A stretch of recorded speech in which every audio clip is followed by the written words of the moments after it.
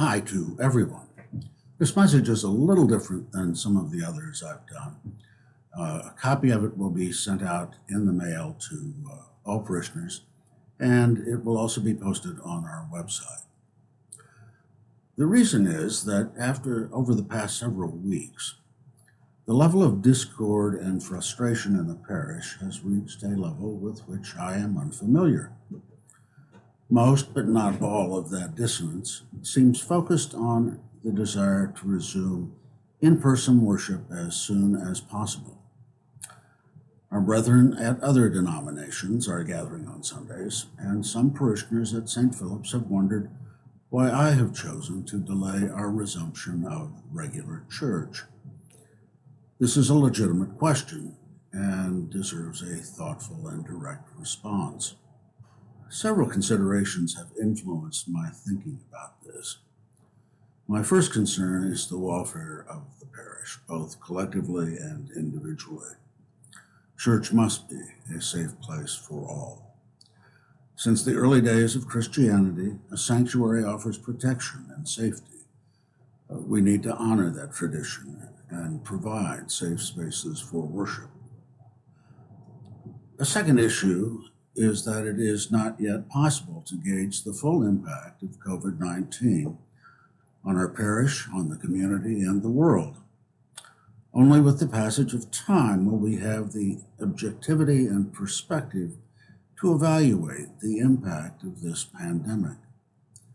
The loss of life is profound. The financial devastation is incalculable. We can't yet begin to estimate the mental and emotional damage to every age group, but especially to our children and to those who are alone. It is far too early to predict the ways that social interaction, the ways that we work, and other important aspects of our lives will change as we adjust to a world altered by the realities we now face. This unfortunate combination of current trauma and future uncertainty affects us in unpredictable and unforeseen ways. According to a recent article, January 24th, in the Scientific American, the world is experiencing a consistent decline in compliance with behaviors that limit the spread of the coronavirus. The author of the article, David Badre, a neuroscientist at Brown University, cites the cause as pandemic fatigue and describes it as a combination of many factors. He suggests that the feeling of mental exhaustion is not surprising given the burdens placed on us as we deal with constantly changing risks, recommendations, rules, and policies. We are experiencing this at St. Philip's. Parishioners want to be in church. They want to see their friends. They want to take communion.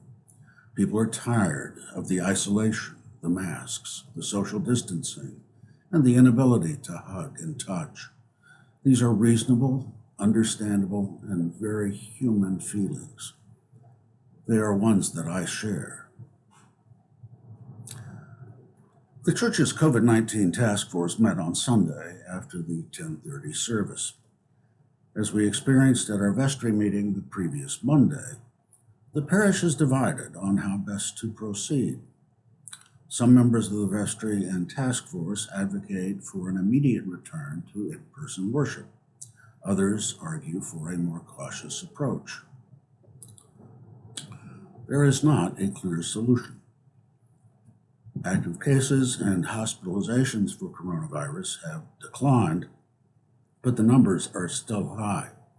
When I look at the statistics for the county, the state, and the country, ours are sobering, and they suggest that gathering for worship remains a high risk.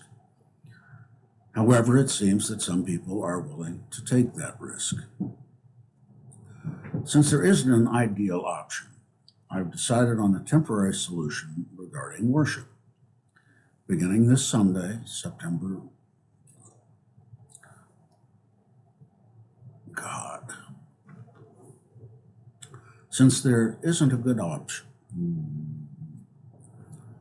Since there isn't an ideal option, I've decided on a temporary solution regarding our worship. Beginning this Sunday, February 7th, we will go to two services, one at 9 o'clock and one at 10:30. Both will be held according to Rite 2. The idea with the early service is to bring the 8 o'clock and 9:15 people into one service at which kids as well as adults can participate. The 9 o'clock service is in-person worship for anyone who wants to attend. I'm not particularly worried that we will have too many people, but we will monitor mask wearing, social distancing, etc. Several members have received both doses of the vaccine and should feel relatively safe. We will have a volunteer acolyte, 2 readers, and an intercessor reading the prayers of the people. There will not be a procession or recession.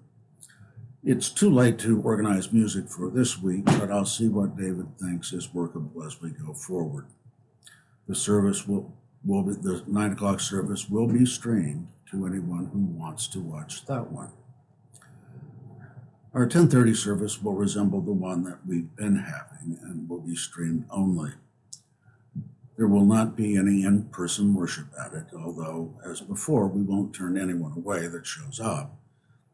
But this is going to be streamed only because I am specifically worried about risking exposure to staff and choir.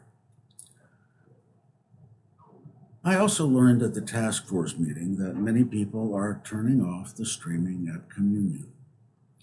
I was sorry to hear that, but I understand why saying an act of spiritual communion just isn't meaningful to many people.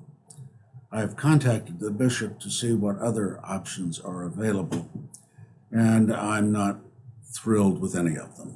So we will continue as we have for now and hope that something new will present itself. Please know that I, too, very much want to resume a normal life at St. Philip's. As circumstances change, so will the ways we deal with them. So in advance, my thanks to you for your patience and understanding. Please keep safe, and my blessings to all of you.